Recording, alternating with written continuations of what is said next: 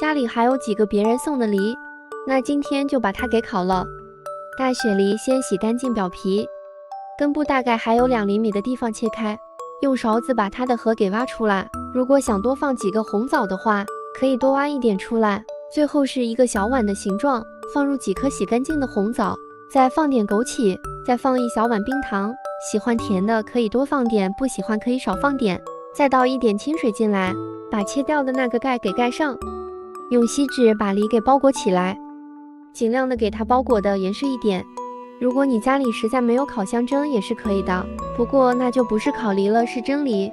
包好后把它放在烤盘内，烤箱上下火200度，放进烤箱内烤1个小时。